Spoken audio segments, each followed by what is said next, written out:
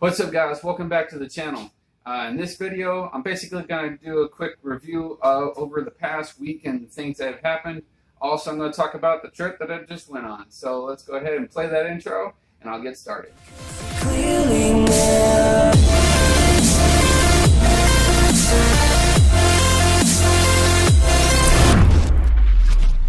That's right, guys. I ran into 2 snags as of recently.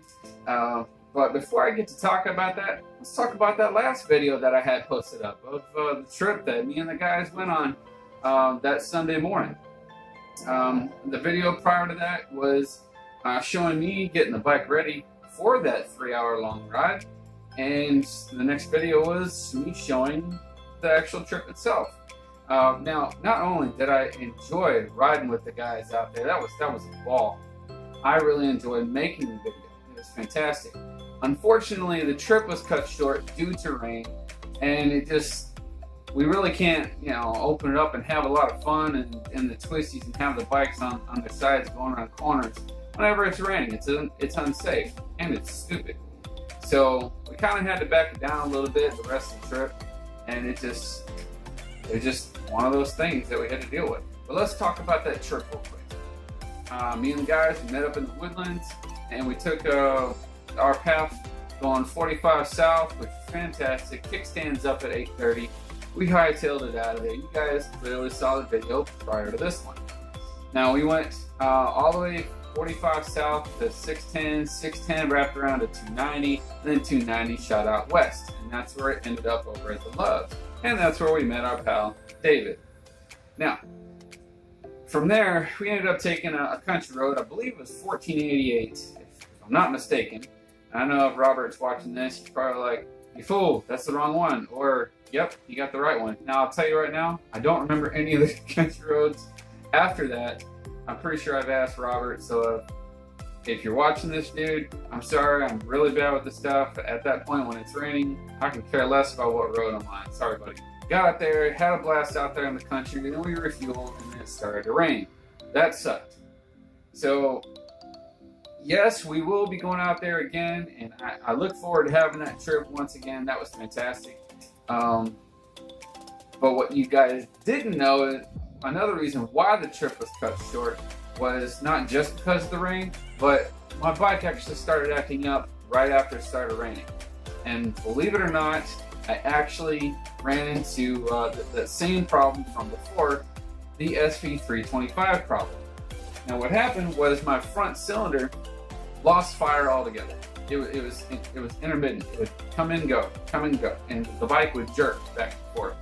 And before you know it, I look up at the guys. Every hill we would take, they would get further and further away to the point where I couldn't even see them anymore. But I hit my hazards, and I tried to stay on course on that road. And I mean, what's the worst thing that can happen? I get stuck on the side road or just limp myself home. Fine. Well, they slowed down. They waited for me. I explained to them what was going on. So the boys stayed with me the rest of the time. I appreciate it, guys. I deeply appreciate it. That's definitely, bromanship, if you guys want to call it that way. Definitely a good group of guys, and I look forward to meeting many more as I, continue my journey with SV Cruise as the channel. Let's see what else. After all the winding and twisties and stuff, we ended up at this place called Papa's on the Lake. It's over there up in Conroe, right off 105, Interstate 105. And we had some food there. Then from there we dispersed, and I managed to make it home. But what y'all didn't see, and I couldn't get any footage because my batteries and all my cameras were dead, was I completely lost all power in the forward cylinder, in cylinder 1, and I ran home the entire way on one cylinder, which really sucked. I had that throttle as far open as I could, and when I was coming home, there was major thunderstorms coming through the Humble area, and as soon as I hit 59 heading south, I'm on one cylinder, I'm getting solid drenched, and I'm wide open throttle, I'm pegged out as much as I can on one cylinder doing 60 miles an hour. And y'all, I'm getting passed up by a smart car in this. I am not happy at this point. So I managed to make it home, and parked the bike here, and I tried to figure out what was wrong. So you're probably wondering what was wrong, and here's where I'm going to tell you. Now, I went through the bike, and it'll start on one cylinder. Okay, cool. Well, I took everything apart, and I went ahead and I changed out all the coils. I already had new ones purchased. I just hadn't put them in yet. So now it's got brand new coils in it, so there's no reason why I shouldn't fire. All right, fine. I got those changed, and when I got it to start, it would run solid. It would fire up solid, and it would run for about 10 seconds and then die out. It would stall out on me. And the stalling was pretty consistent between 8 to 10 seconds. And this is a problem that I've never faced before. I'm not really sure exactly what's wrong with it, but I had all kinds of theories and possibilities of what might be wrong with the bike. So as you can clearly see, I've taken the gas tank completely off. It's over here on the ground. I'll show you guys here in a second. But I went through some of the forums that I usually read up on, talk to some of the mechanics, and most of the fingers point to this little thing right here. Okay, I don't know if you guys can see it. This little piece is called a fuel pressure regulator. All right, I'm not going to tell you guys how it works. If you want to find out how it works, Google it. I'm not going to get into explaining. But I tore this thing apart and took it off. I contacted another company and bought a fuel pressure regulator, but it was the wrong one. So that is actually on its way back to Quantum Fuel. I can't remember their name, but Quantum Fuel or something. And they're going to refund me the money for that. And unfortunately, I can't purchase this individual piece.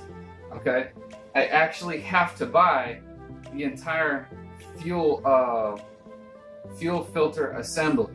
So it's if you look at the diagram of an 03 Suzuki, it's I'll show you guys here. I'll take a screenshot. It's actually it's K3/K4. The design for this the bike itself.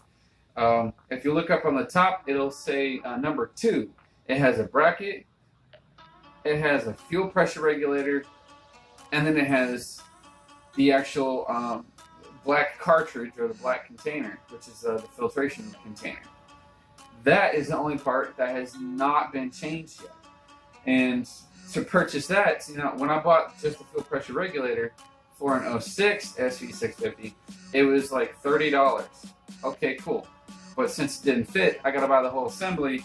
And the assembly cost $257. And so before I spend that much money, I decided to tear into this. I soaked this for 24 hours in Evaporust, and I kind of broke out some of the stuff that was inside here. So hopefully tonight, when I reassemble the gas tank and put it back on the bike and get it to fire up, hopefully that's my problem, because this right here, it would possibly restrict or make a restriction in my fuel flow, so therefore not allowing the bike to run smoothly. So that's what I'm going to do this evening. I'm not going to sit and chit-chat any more than what I already have. I'm not going to buy the part for this just yet, because I'm going to test this out first. If this makes the bike run smooth and it's good to go, then what I'm going to do is I'm going to go online and I will buy the full assembly, so that way I know everything is good to go, and I'll take this old one and scrap it. So without further ado, I guess I'm just going to go ahead and do a little time lapse of me, doing a quick tear down on this, a little bit of cleaning, and then the reassembly of the bike. So enough of me talking. Let's get to assembling, and hopefully I can get the bike to run again. Okay, so what you guys are probably seeing on the other screen is me doing time lapse, and it's going to be going pretty quick. But on the side, I've got my GoPro. This is the first time I've actually used both cameras. In fact, I'm using my phone on one side and then the GoPro on the other. Alright, so what we have here is my tank. I've got it up. I basically drained it all out. I used the actual pump itself and bypassed the hose and drained the tank. So made it a little bit quicker to drain the tank because I had quite a bit of fuel in it. Alright, so what I'm going to do right now is I'm actually going to take this pump out of here. I'm going to pretty much disassemble it and see if there's any garbage in it. If there is, I'm going to take it out. If not, I'll just take my fuel pressure regulator, the one that I cleaned out and showed you at the beginning of the footage, the other video. I'm sorry, at the beginning of the video. I'm going to take this and put it back in the filter or inside the pump. So I'm gonna have to put this camera down because I can't hold it, but the rest of the time lapse you'll see me you know, just taking this back off and putting it back on and all that good stuff.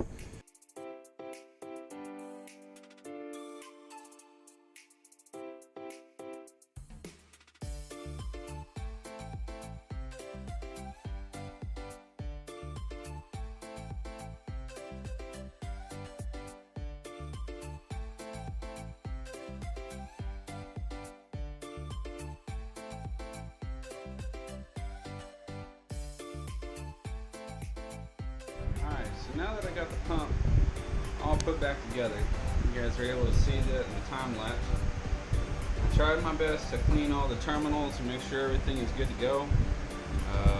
All the seals seem to be good.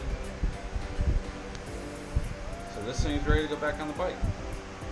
So let's go ahead and put this in the tank, put the tank on the bike, and test my luck.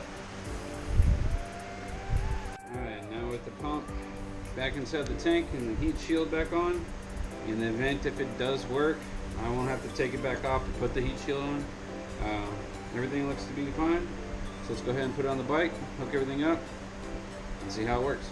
Now with everything pretty much all hooked up and ready to go, let's put a little bit of gas in this thing, turn it over, and see what happens.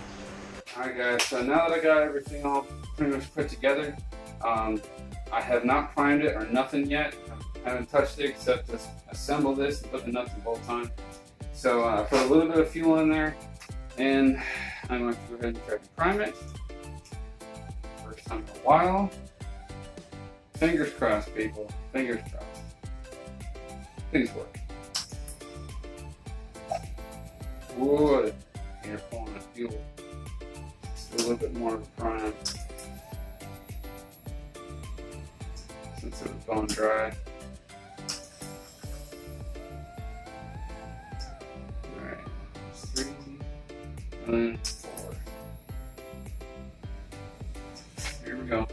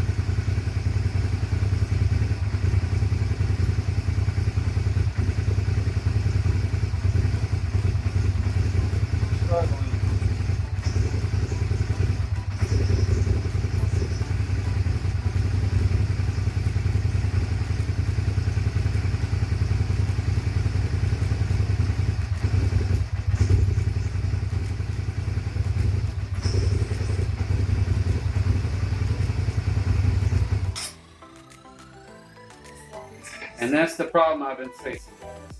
That very problem. At least this time it lasted longer than 10 seconds. So, I don't know, I guess it's going to be back to the drawing board. But at least I know that that one component is somewhat clean. I may have to just replace it altogether.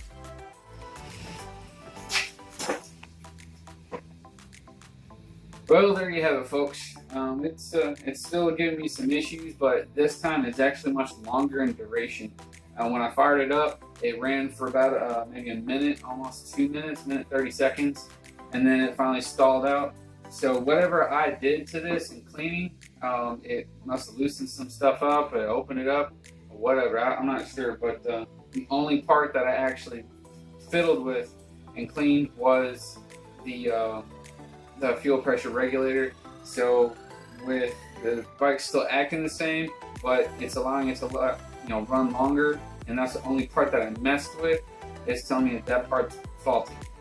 After the video cut out on the last clip, or whenever this bike stalled the first time, I stopped the camera and I tried starting it about 3 more times. Each time I noticed something else about the bike. I got smoke being pushed out the back, the smell of rich gasoline, and the most awesome part was when I went to start it, I had a giant fireball shoot out at the back of the exhaust. So I'm pretty sure that's not supposed to happen, and that's telling me that I have a highly rich situation going on here, and it's burner rich. So either that fuel pressure regulator is stuck closed or stuck open. One of the two is supposed to actuate and move. It's causing my engine to stall out. And what I'm thinking is that the engine's stalling out because it's burning too rich. It's too much fuel. If you've got too much gas, the engine will stall out. If it's too lean a mixture or not enough fuel, it'll stall out. So it's got to be right in the median, right in the middle. So anyway, what I'm going to do is I'm going to go ahead and buy that part. I know it's $257, but I got to get this thing on the road so I can continue on with more episodes of this channel and keep the adventure going. If this video by any chance in any way has been entertaining to you guys, please feel free to like, share, comment, and subscribe to the channel. Don't forget to hit that notification bell up here in the right hand corner. It's for the cute little red arrows pointing or blinking, whatever, but it's up there. If you guys want to follow me on Instagram, the link to that is down below on the bottom of the page, or bottom of the screen. And last but not least, I want to thank you guys for watching another episode of SV Cruiser. I'll see you guys in the next one. Good night.